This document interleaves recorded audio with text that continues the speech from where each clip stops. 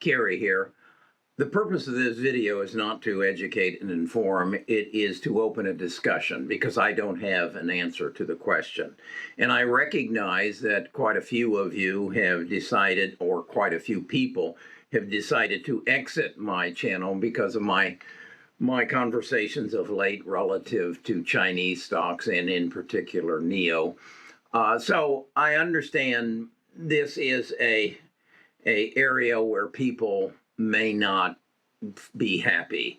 I'm concerned about Bitcoin. I own Bitcoin, and I read this book, and as a result of reading it, I was ready to buy more Bitcoin. And then I had some thoughts, and I want to share those thoughts with you, and I want to openly say, I want your comments, because I don't know where this is going. I don't know if my Bitcoin could be worth zero in the next 6 months. I don't know. But I think we need to talk about it as investors and come to a better understanding. And the best way to do that is to share our thoughts. That's what this channel is all about. I don't have all the answers. In fact, sometimes my answers are wrong, as some of you point out to me. But I think that as a tribe, as a group, we can make better investment decisions. So I want to talk today about Bitcoin. I want to share some of my thoughts, and then I want you to share your thoughts as well. Okay? We'll do this right after I inform you I'm not your financial advisor. Best of Us Investors presents Kerry Griegmeyer.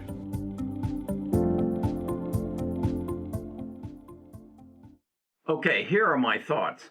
My direction has been driven by the coronavirus and the things that are happening about it. I'm very heavy into biotech because I believe the delivery of our healthcare system is going to change.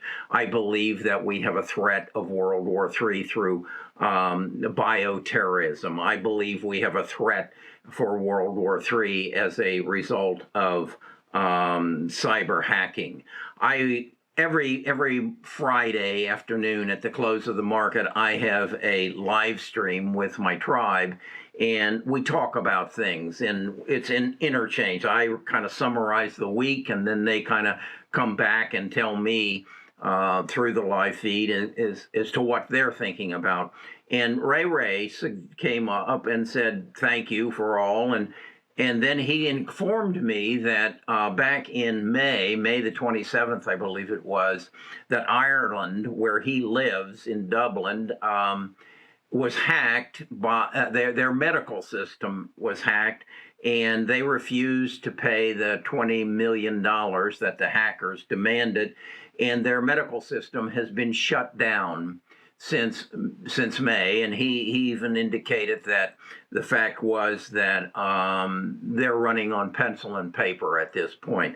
I was unaware of that. Now, maybe that's my shortfall, but I have not seen it on any news that Ireland's healthcare system was hacked. So I did some research to find out who gets the most hacks and who gives the most hacks. And you can look at those numbers, but they're really irrelevant because I don't think anybody knows who gives and who gets the most, but they're out there. But I got to thinking, what has made this possible?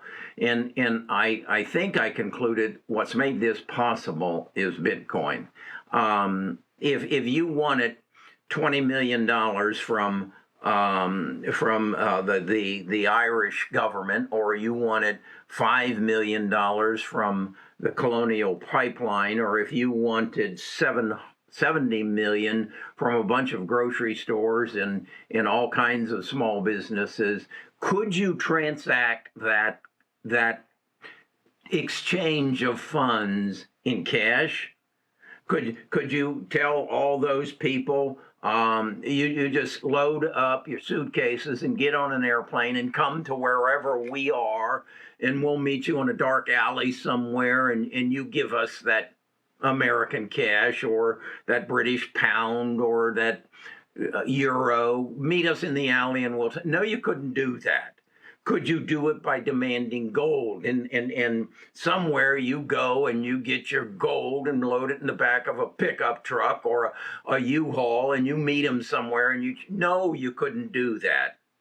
You can only do it with a cryptocurrency, and it seems that the cryptocurrency of choice is Bitcoin, because for the most part it's untraceable. Now, I'm told that the people who hacked the folks at the Colonial Pipeline got caught, and in fact they traced it. But for the most part, it's decentralized and it's impossible to trace. So then I said, okay, how long can the governments of the world put up with this? Well, what if next week I got an email and it said, we've kidnapped your granddaughter and we want $50,000 in cryptocurrency within the next 4 days, or we're going to hurt her.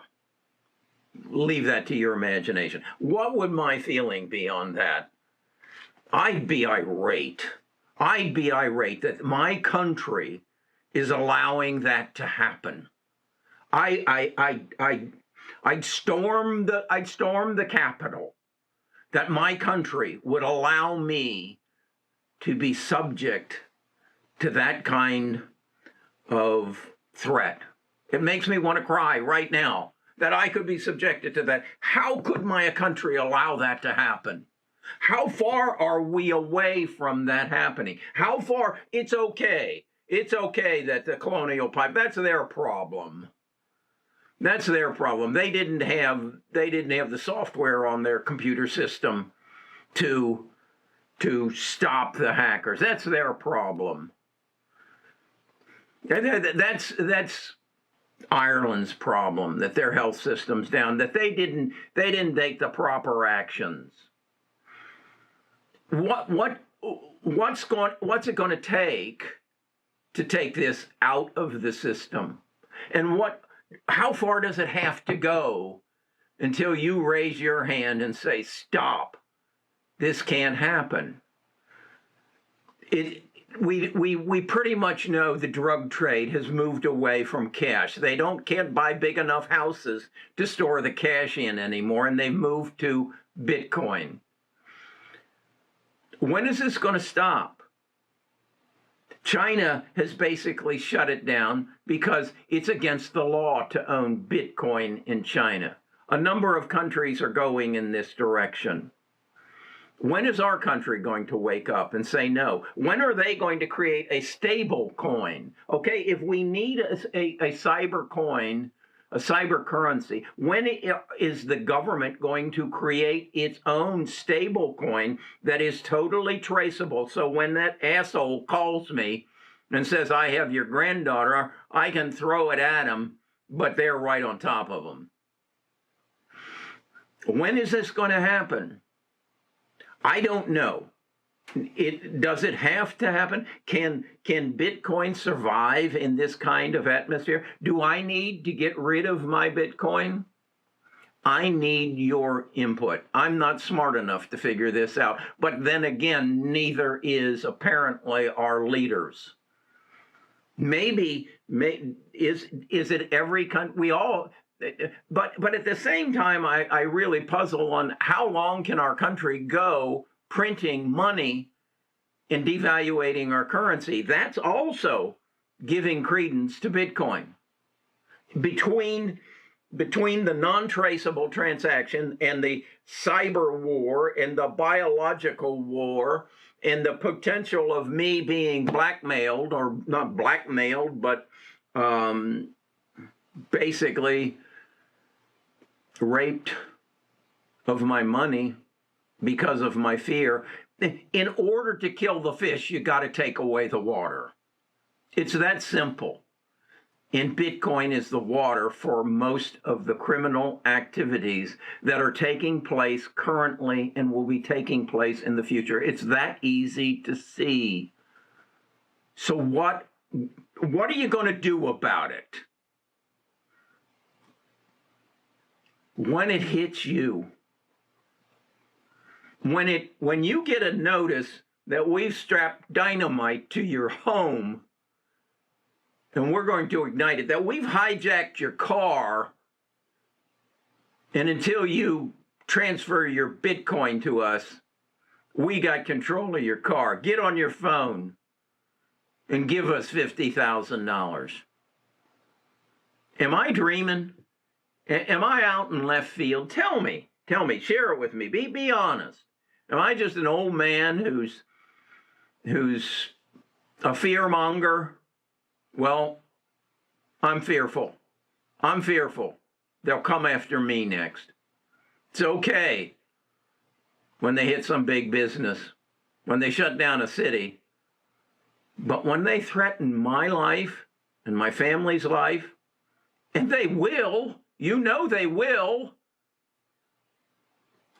Okay, please leave your comments. If you don't like this kind of video, unsubscribe. If you do, subscribe. If you want to talk more about it in depth, go to Best of Us Investors. Give me your email address and your name, and we'll discuss this further, because I think we got to open this up for discussion. I questioned when Ray said, we've been shut down over here since the end of May in our medical assistance. And I said to myself, why hasn't CBS News told me that? Why hasn't NBC and ABC News, or why hasn't Fox News? Maybe they did and I just missed it. Why aren't? Because we'll panic, just like I am right now. I'm in a state of panic because I'm vulnerable. Talk to you again soon.